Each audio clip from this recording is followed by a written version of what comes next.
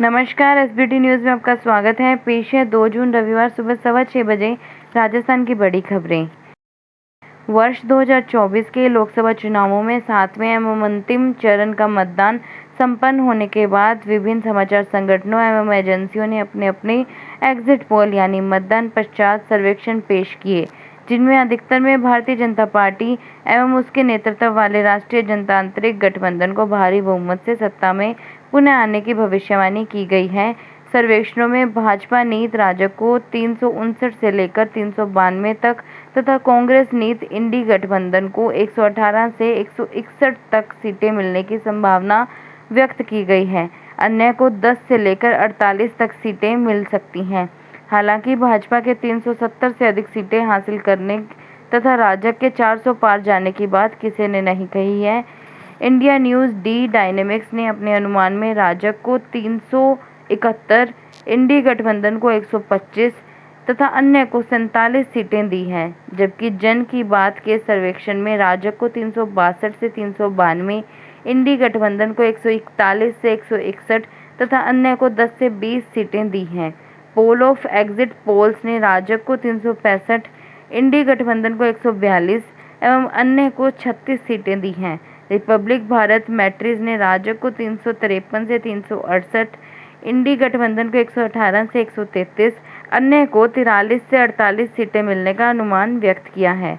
Republic TV P mark और TV 5 Telugu के अलग अलग सर्वेक्षणों में राजग को 359, इंडी गठबंधन को 154 एवं अन्य को 30 सीटें मिलने की संभावना जताई गई है। कांग्रेस प्रवक्ता पवन खेड़ा ने कहा कि इंडिया की सभी पार्टियों ने बैठक की और तय किया कि एग्जिट पोल के आधार पर भाजपा और उसके तंत्र को बेनकाब किया जाएगा। सर्वसम्मति से यह निर्णय लिया गया कि एग्जिट पोल की बहस में इंडिया ब्लॉक की सभी पार्टियां हिस्सा लेंगी। इससे पहले खड़गे ने कहा था कि यह एक अनौपचारिक बैठक है, जहां वे केवल इस बात पर चर्चा करेंगे कि मतगणना के दिन उन्हें किस तरह की तैयारी करनी चाहिए और लोगों को कैसे सतर्क रहना चाहिए, चाहे वो ईवीएम को लेकर हो या फॉर्म 17C को लेकर हो।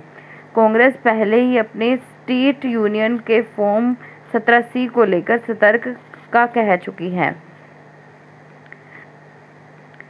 भारतीय जनता पार्टी के अध्यक्ष जगत प्रकाश नड्डा ने चुनाव लोकसभा के 7वें एवं अंतिम चरण के मतदान के सकुशल संपन्न होने के बाद दावा किया कि उनकी पार्टी 370 से अधिक सीटों पर विजय प्राप्त करेगी।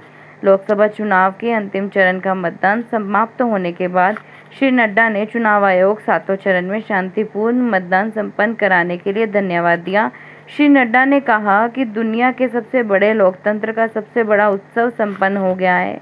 मैं अपनी पार्टी की ओर से चुनाव के सफल समापन पर भारत के चुनाव आयोग को तहे दिल से धन्यवाद देता हूं। उन्होंने कहा कि लोकतंत्र के इस महापर्व को सफल बनाने के लिए जिस प्रकार सभी ने अपना सर्वश्रेष्ठ प्रयास किया है, वह पूरी दुनिया के लिए शोध का विषय है।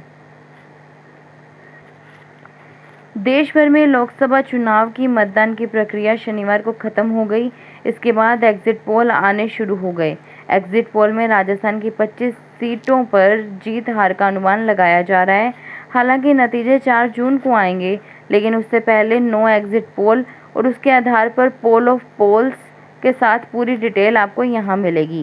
इस सर्वे में भाजपा को 55%, इंडिया गठबंधन को 39% और अन्य को 6% वोट मिला है। इंडिया टुडे एक्सिस माई इंडिया के सर्वे में भाजपा को 51% और कांग्रेस को 41% वोट शेयर मिला है। राजस्थान में 2 चरणों में वोटिंग हुई थी। पहले चरण में 19 अप्रैल को और दूसरे चरण में 26 अप्रैल को वोट डाले गए थे। इस बार 2019 के मुकाबले करीब 5% मतदान कम हुआ है, इसलिए कई रिजल्ट को लेकर तरह तरह की अटकलें लगाई जा रही हैं। चूरू में मौसम का मिजाज अचानक बदल गया। शनिवार दोपहर बाद आसमान में बादल छा गए। दोपहर करीब 3 बजे आंधी आई। इसके बाद गांव खासोली में ओलावृष्टि हुई। इसके बाद मौसम ठंडा हो गया। लोगों को प्रचंड गर्मी से राहत मिली। 3 दिन पहले जहां दोपहर 2:30 बजे गर्मी का तापमान 47 डिग्री के पास पहुंच जाता था, वहीं शनिवार को गर्मी पारा 43 डिग्री के पास रहा। इससे पहले शुक्रवार रात भी मौसम का मिजाज बदल गया। रात आंधी के बाद हल्की बारिश हुई, जिससे रात का मौसम भी ठंडा हो गया। शनिवार दोपहर आई तेज आंधी के कारण राजगढ़ रोड पर स्थित मोहनलाल त्रिवेदी के फार्म हाउस पर टीन शेड उड़ गया।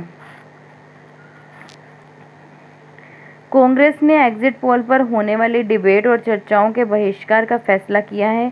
कांग्रेस आज से 3 जून तक किसी भी टीवी डिबेट में अपने प्रवक्ता और पैनलिस्ट नहीं भेजेगी। कांग्रेस नेता एग्जिट पोल के नतीजों पर कोई कमेंट भी नहीं करेंगे। कांग्रेस प्रदेशाध्यक्ष गोविंद सिंह डोटासरा ने सभी नेताओं को सर्कुलर जारी कर एग्जिट पोल की डिबेट में नहीं जाने के निर्देश दिए हैं।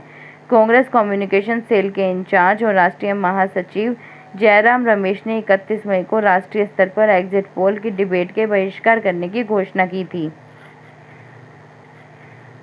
लोकसभा चुनाव के आखिरी और 7वें चरण में शनिवार को देश के विभिन्न अंचलों में प्रचंड गर्मी और लू के बीच 59% मतदाताओं ने मतदान किया।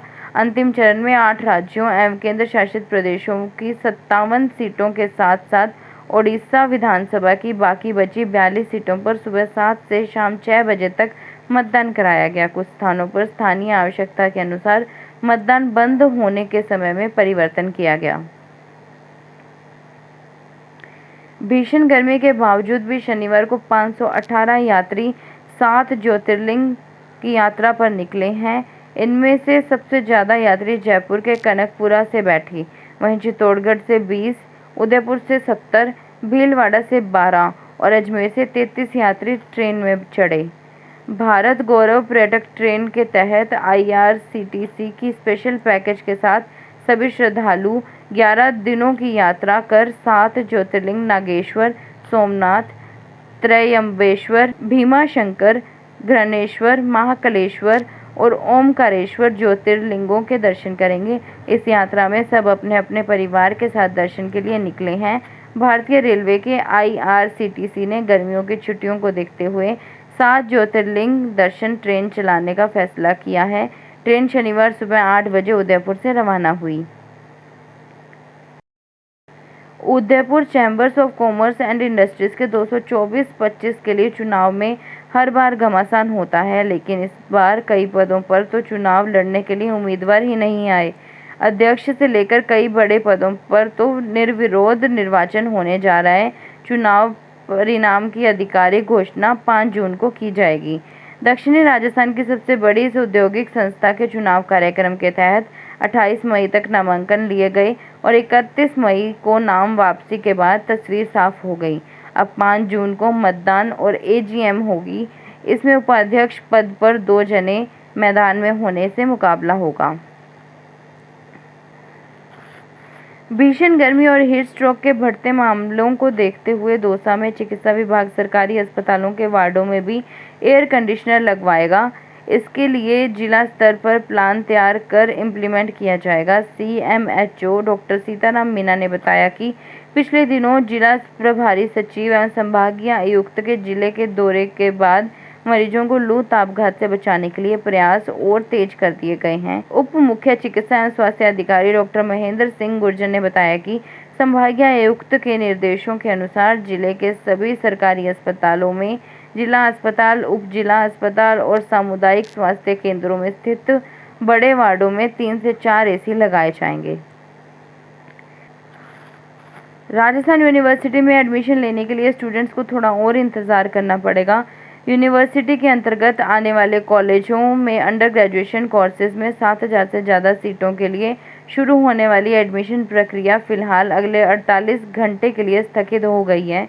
दरअसल एडमिशन प्रक्रिया को लेकर यूनिवर्सिटी की वेबसाइट में कुछ तकनीकी समस्या आ रही है। इसके बाद यूनिवर्सिटी प्रशासन ने फिलहाल एडमिशन प्रक्रिया को रोकने का फैसला किया है। राजस्थान यूनिवर्सिटी के DSW प्रोफेसर रामावतार शर्मा ने बताया, एडमिशन प्रक्रिया शुरू होने वाली थी, लेकिन सॉफ्टवेयर में दिक्कत होने की वजह से फिलहाल एडमिशन प्रक्रिया को स्थगित कर दिया गया है। सीकर में लोकसभा चुनाव की मतगणना को लेकर जिला निर्वाचन अधिकारी कमर उल जमान चौधरी ने SK कॉलेज में मतगणना स्थल का जायजा लिया। मतगणना सुबह 8 बजे से शुरू हो जाएगी। सबसे पहले पोस्टल बैलेट काउंट किए जाएंगे, इसके बाद ही EVM के राउंड शुरू होंगे। जिला निर्वाचन अधिकारी ने बताया कि मतगणना के लिए जिला प्रशासन ने सभी तरह की तैयारी पूरी कर ली है। भरतपुर में पड़ रही भीषण गर्मी से लोगों का हाल बेहाल हो चुका है। दोपहर 2 बजे तक तापमान 43 डिग्री तक आंका गया। वहीं केवलादेव नेशनल पार्क में वन्य जीवों के लिए झीलों में पानी भरवाया जा रहा है, क्योंकि भीषण गर्मी से लोग तो परेशान हैं, वहीं बेसहारा पशु पक्षियों का भी बुरा हाल है। केवलादेव नेशनल पार्क के डीएफओ मानस सिंह ने बताया, भीषण गर्मी को देखते हुए जलाशय, वाटर पॉइंट्स में पानी की पर्याप्त व्यवस्था की जा रही है। वाटर टैंक, सोलर पंप से पानी सप्लाई किया जा रहा है। पर्याप्त भोजन और पानी मिलने से पक्षी और वन्यजीव भीषण गर्मी में भी पार्क में ही रहना पसंद कर रहे हैं।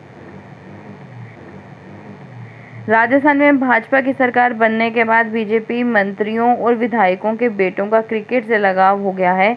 मंत्री गजेंद्र सिंह खींवसर, मदन दिलावर और राजेंद्र राठौड़ के बाद अब बीजेपी विधायक संजीव बेनीवाल के बेटे अर्जुन बेनीवाल की राजस्थान क्रिकेट की राजनीतिक में एंट्री हो गई है। संजीव बेनीवाल के बेटे अर्जुन बेनीवाल को शनिवार को हनुमानगढ़ जिला क्रिकेट एसोसिएशन का निर्विरोध सेक्रेटरी चुना गया। अर्जुन बेनीवाल के निर्वाचन को हनुमानगढ़ के पूर्व सेक्रेटरी मनीष धारनिया ने असंवैधानिक करार दिया है। नागौर में बीकानेर रोड स्थित रिको इंडस्ट्रीज एरिया में कोल्ड ड्रिंक फैक्ट्री की जीएसटी की टीम ने सर्च अभियान चलाया।